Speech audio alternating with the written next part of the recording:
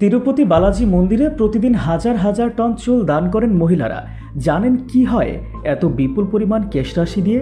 মন্দিরে জমা পড়া এত চুল দিয়ে কি হয় জানলে হয়তো অবাক হবেন আপনিও। মেয়েদের মাথার চুল দিয়ে কি হয় জানেন? দেশের সবচেয়ে ধনী মন্দির হলো তিরুপতি বালাজি। এই তিরুপতি মন্দিরকে ঘিরে রয়েছে অনেক রহস্যময় অজানা কাহিনী। তিরুপতি মন্দিরে চুল দান করে মহিলারা। প্রতিদিন হাজার হাজার পুণ্যার্থী ভিড় জমান তিরুপতি সহ দেশের বিভিন্ন মন্দিরে, পুজোও দেন। ইচ্ছে পূরণ হলে চুল কাটিয়ে দান করেন ভক্তরা। আর এই চুল বিক্রি করেই বছরে কোটি কোটি টাকার ব্যবসা করেন মন্দির কর্তৃপক্ষ। কারা কেনেন এই চুল? কিভাবে চলে এই বেচা কেনা? দেশের তিরুপতি মন্দিরের ভক্তরা সবথেকে বেশি চুল দান করেন। এর কারণও রয়েছে। বলা হয় এই মন্দিরে ভক্তরা যত চুল দেন ঈশ্বর তার 10 গুণ বেশি সম্পত্তি ফিরিয়ে দেন তাকে।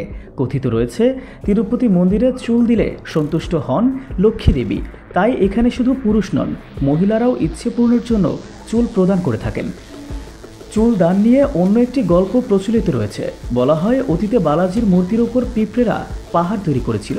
একটি গরু ছিল, রোজ এসে ওই পিঁপড়ের পাহাড়ে দুধ দিত। একদিন দেখতে পেয়ে খুব রেগে যান গরুর মালিক। কুঠার দিয়ে গরুর মাথায় আঘাত করে, আর সেই আঘাত লাগে বালাজির মাথায়। রক্তক্ষরণ শুরু হয়। আঘাতে বালাজির মাথার চুল ঝরে পড়ে। তা দেখে নীলাদেবী নিজের চুল কেটে সেই ক্ষতের উপর জড়িয়ে দেন। সঙ্গে সঙ্গেই বালাজির আঘাতও সেরে যায়। দক্ষিণ ভারতের বিভিন্ন মন্দিরে রয়েছে নীলাদেবীর মূর্তি। নীলাদেবীর এই পদক্ষেপেই নারায়ণ খুশি হয়।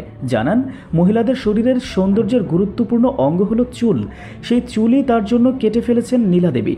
মনে করা হয় সে কারণেই তিরুপতি মন্দিরে চুল দিলে ইচ্ছে পূরণ হয়।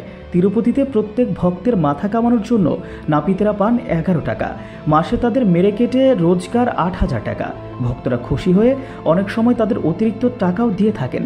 2021 সালের জানুয়ারি মাসে তিরুপতি মন্দির কর্তৃপক্ষ 1,43,900 কেজি চুল বিক্রি করেছিলেন।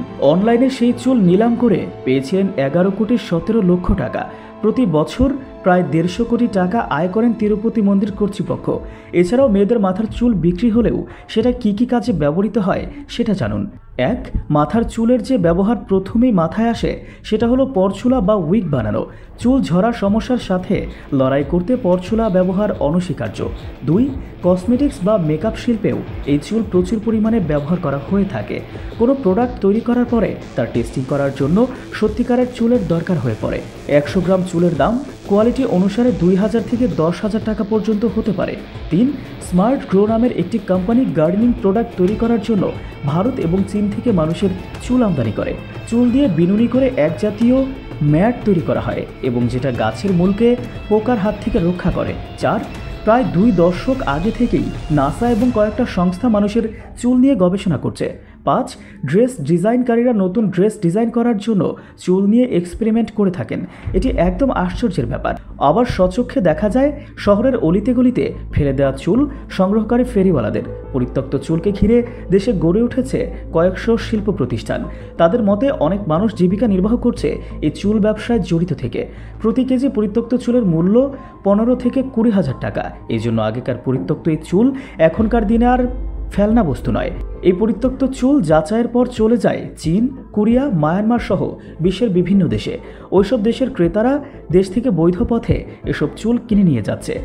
ধারণা করা হয় বিদেশের সব চুল দিয়ে বিভিন্ন রকম ক্যাপ, পরচুলা ও টাক মাথায় হেয়ার প্ল্যান্টেশন সহ আরও নানা কাজে ব্যবহৃত হয়। তাই এই পরিত্যক্ত চুলের ব্যবসায় পুরুষের পাশাপাশি নারীরাও দিন দিন স্বাবলম্বী হচ্ছে। বেকারত্ব দূর হচ্ছে, বাড়ছে কর্মসংস্থান।